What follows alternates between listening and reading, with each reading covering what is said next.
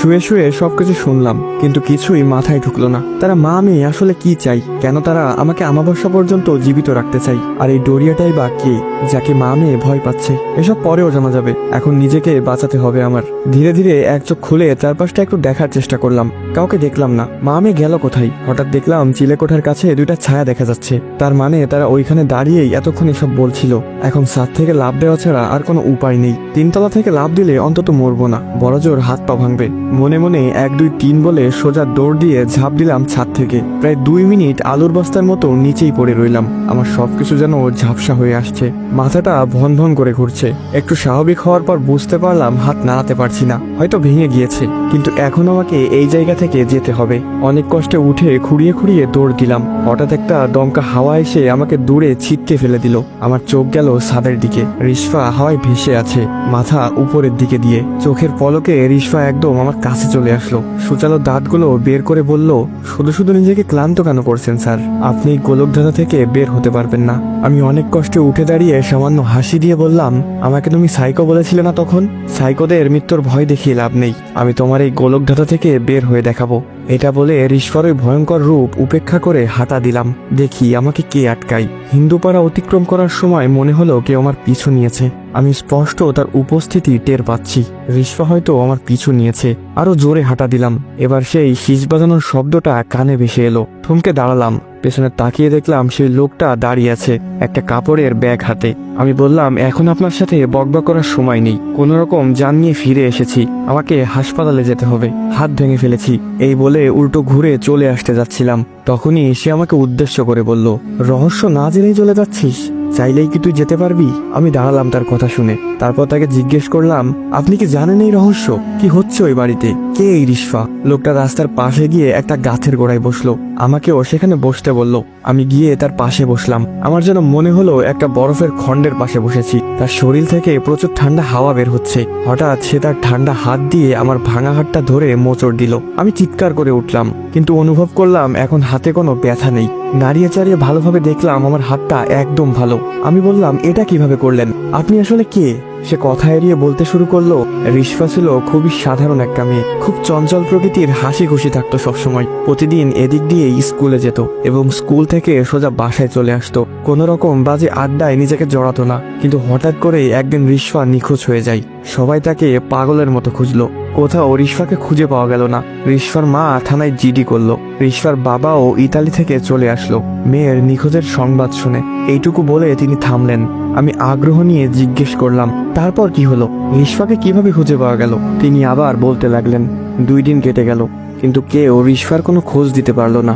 রিশফা নিখোঁজ হয় শনিবার বিকেলে স্কুল থেকে ফেরার সময়। অবশেষে বুধবার রাত 11টা বাজে রিশফাকে খুঁজে পাওয়া গেল, তাদের বিল্ডিংয়েরই পেছনে। আমি বললাম, কোথায় ছিল রিশফা কয়েকদিন? তারপর কি তাকে জিজ্ঞেস করা হয়নি? লোকটা একটা অদ্ভুত হাসি দিয়ে বলল, মৃত মানুষকে জিজ্ঞেস করে কি উত্তর পাওয়া যাবে? আমি অনেকটা অবাক হয়ে জিজ্ঞেস করলাম, মৃত মানুষ মানে? সেদিন কি রিশফা লাশ পাওয়া গেছিল? হ্যাঁ, হাত পা মুখ বাঁধা অবস্থায় বিল্ডিং এর পেছনের নালার মাঝে রিশফার লাশ ভেসে উঠেছিল। পুলিশ এসে লাশ নিয়ে গেল পোস্টম্যাডামের জন্য। রিশফার বাবা আদরের মেয়েকে হারিয়ে হাও মাও করে কেঁদেছিল। রিশফার বাবার কান্না দেখে সেদিন কেউ তার চোখের পানি আটকে রাখতে পারেনি। এত সুন্দর একটা ফুটফুটে মেয়ের এমন রহস্যময় মৃত্যু কেউ মেনে নিতে পারছিল না। কিন্তু রিশফার মা একটুও কাঁদেনি সেদিন। সবাই ভেবেছিল মেয়ের শোকে পাথর হয়ে গিয়েছে। রিশফাকে এনে দাফন কাফন করানো হলো। প্রায় কয়েকদিন তদন্ত চলল, কিন্তু পুলিশ রিশফার মারা যাওয়ার কোনো ক্লু খুঁজে পেল না। এদিকে একদিন হঠাৎ মেয়ের চিন্তায় রিশফার বাবা স্ট্রোক করে মারা গেল। রিশফাদের পরিবারটা একদম এলোমেলো হয়ে গেল। স্বামী ও মেয়ে হারানোই রিশফার মা দিন দিন কেমন যেন হয়ে গেল। হঠাৎ রিশফার মাও একদিন উধাও হয়ে গেল গ্রাম থেকে। প্রতিবেশীরা অনেক খুঁজেও তাকে পায়নি। তারপর কেটে গেল 4 মাস। হঠাৎ একদিন রিশফার মা গ্রামে ফিরে এলো। সবাই তাকে দেখে অনেক খুশি হলো। জিজ্ঞেস করলো, এতদিন কোথায় ছিল, কি করছিল? রিশফার মা কারো কথায় কোনো জবাব দিল না। সেই যে এসে বাসায় প্রবেশ করেছে, সেই দিন থেকে আর কোনোদিন সে বাসা থেকে বের হয়নি। প্রতিবেশীরা মাঝে মাঝে তাকে শুধু রাতের বেলায় ছাদে দেখতে পেত। আমি বললাম, রিশফা যদি মারা গিয়ে থাকে তাহলে সে কে, যে এখন রিশফার মায়ের সাথে আছে? আর রিশফার মা এতদিন কোথায় হারিয়ে গিয়েছিল? এবার সে আমার কানের কাছে এসে ফিসফিস করে বলল, ব্ল্যাক ম্যাজিক। আমি বললাম মানে? রিশফার মা রিশফাকে ফিরিয়ে আনতে এতদিন নিখোঁজ ছিল? সে আবার বলল সে এমন কারো কাছে গিয়েছিল যে তার মেয়েকে ফিরিয়ে দিতে পারবে। এর বিনিময়ে অবশ্য তাকে একটা ভয়ঙ্কর শর্ত দেওয়া হয়েছিল। রিশফার মা তার মেয়েকে ফিরিয়ে আনতে সবকিছু করার জন্য প্রস্তুত ছিল। শর্তটা ছিল প্রতি আমাবস্যায় একজন যুবক বলি দিতে হবে তাকে উদ্দেশ্য করে। আমি বললাম কাকে উদ্দেশ্য করে? রিশফার মা কার কাছে গিয়েছিল? লোকটা ভয়ঙ্কর একটা হাসি দিয়ে বলল দরিয়া নামের এক ভয়ঙ্কর সত্তার কাছে গিয়েছিল সে। দরিয়া সাধারণ কেউ নয়, রক্তচোষা পিশাচদের সর্দার সে, এবং রিশফার মা তার শর্তে রাজি হয়েছিল। দরিয়া রিশফাকে ফিরিয়ে এনেছে।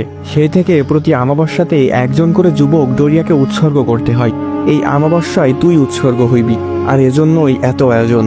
তুই যত চেষ্টাই করিস না কেন, মরতে তোকে হবেই।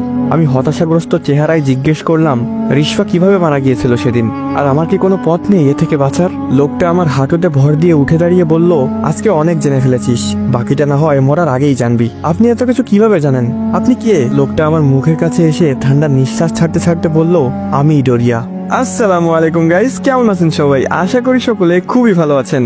তো এখানে শেষ হয়ে যায় রিশফা গল্প পার্ট 3 এবং পার্ট 4। তো গল্পটি কেমন লাগলো সেটি অবশ্যই কমেন্ট করে জানাবেন, কারণ আপনাদের প্রতিটি লাইক এবং কমেন্ট আমাকে পরবর্তী ভিডিও বানাতে উৎসাহিত করে। তো আবারও ফিরবো এই গল্পের পরবর্তী পর্বগুলো নিয়ে। আর গাইস, এই গল্পের পরবর্তী পর্ব পেতে হলে অবশ্যই কিন্তু বেশি বেশি করে কমেন্ট করতে হবে। তো দেখা হচ্ছে এই গল্পের পরবর্তী পর্বে। তো আজকের মতো এই পর্যন্তই। ভালো থাকবেন, সুস্থ থাকবেন। আল্লাহ হাফিজ গাইস।